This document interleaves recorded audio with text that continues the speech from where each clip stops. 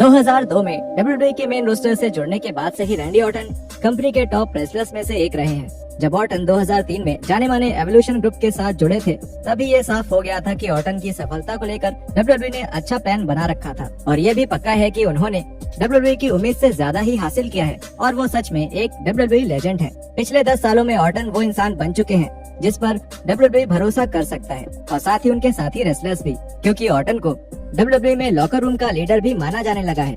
दवाई पर की एक खास बात यह है कि वो हमेशा दूसरों को आगे बढ़ाने के लिए तैयार रहते हैं और नए रेसलर्स को जीतने देते हैं। ऑर्टन को जो भी स्क्रिप्ट्स दी जाती हैं, उनसे उन्हें शायद ही कभी कोई दिक्कत होती है, लेकिन ऐसे भी 10 मौके रहे हैं जब इस पुराने WWE चैंपियन ने स्क्रिप्ट से अलग जाकर फैंस को ऐसे कुछ पल दिए हैं जो उन्हें हमेशा याद रहेंगे। तो जुड़िए हमारे साथ, जहां हम देखेंगे WWE के 10 ऐसे मौके जहां रैंडी ऑर्टन ने स्क्रिप्ट से अलग जाकर सबको हैरान कर दिया। Number 10, cursing.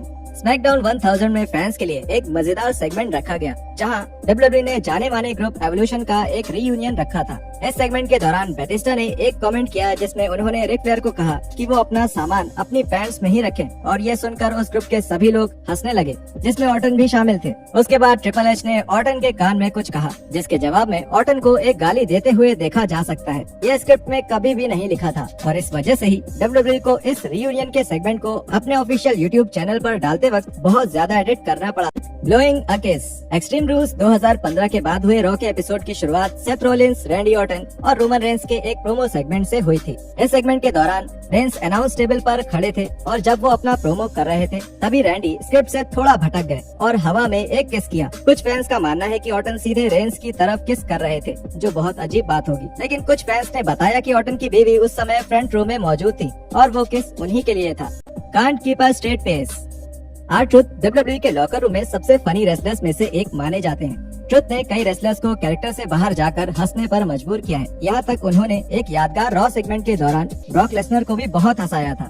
2020 में रॉ के एक बैक स्टेज सेगमेंट में ट्रुथ ने रैंडी ऑर्टन को भी करीब कैरेक्टर तोड़कर हंसने पर मजबूर कर ही दिया था। ऑर्टन अपने पुराने मेंटर रिक फ्लेयर के साथ बैक स्टेज में मौजूद थे और तभी वहाँ ट्रुथ आ गए। ट्रुथ को लगा कि फ्लेयर असल में अकीरा टोजावा है। फ्लेयर इस बात पर मुस्कुराने लगे, लेकिन रैंडी ऑर्टन स्क्रिप्ट से थोड़ा बाहर चले गए क्योंकि वो अपनी हंसी नहीं रोक पा रहे थे और इसलिए उन्होंने अपने चेहरे के सामने हाथ रख लिया। ये एक मजेदार पल था जिसमें पता चल गया कि R-Truth WWE रोस्टर में मौजूद किसी को भी आसानी से हंसा सकते हैं। Live TV is awesome. अब और ऑर्टन सही भी थे, वो लाइव टीवी था और लाइव टीवी पर कभी भी कुछ भी हो सकता है। स्क्रिप्ट के बाहर बोले गए इस डायलॉग को WWE नेटवर्क के वर्जन में रॉ के एपिसोड से हटा दिया था, लेकिन खुशकिस्मती से उस ब्रॉडकास्ट की असली फुटेज अभी भी यूट्यूब पर मौजूद है। Eating a hot dog. October 2014 तक रैंडी ऑर्टन WWE में ऐसी पोजीशन पर पहुंच चुके थे कि वो हर हफ्ते स्क्रिप्ट से अलग कुछ कर सकते थे, लेकिन फिर भी उन्हें कोई सजा नहीं मिलती। लेकिन अक्सर जब भी ऑर्टन स्क्रिप्ट से अलग कुछ करते थे तो वो सेगमेंट को अच्छा बनाने के लिए ही करते थे और 6 अक्टूबर 2014 के रॉ के एडिशन में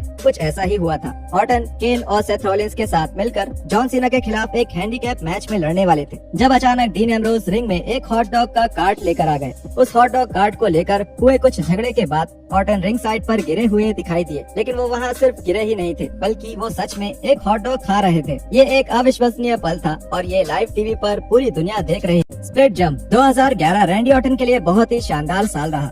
क्रिश्चियन के साथ ऑर्टन का एक बड़ा झगड़ा हुआ जिसकी वजह से ऑर्टन की रिंग में परफॉर्मेंस इतनी ज्यादा निखर कर आई कि ऑर्टन ने क्रिश्चियन के साथ अपने इस झगड़े को अपनी सबसे पसंदीदा दुश्मनी बताया। इस दौरान ये साफ था कि ऑर्टन अपने काम से बहुत खुश थे और ये बात 2011 के ओवर द लिमिट पे पर व्यू इवेंट से पहले हुए स्मैकडाउन में भी साफ देखने को मिली। जिन और चार्ल्स रॉबिन्सन जो भी देख रहे थे उस पर उन्हें खुद विश्वास नहीं हो रहा था। वो बहुत मजेदार पल था और ऑर्टन को ऐसे देखकर काफी अच्छा लग रहा।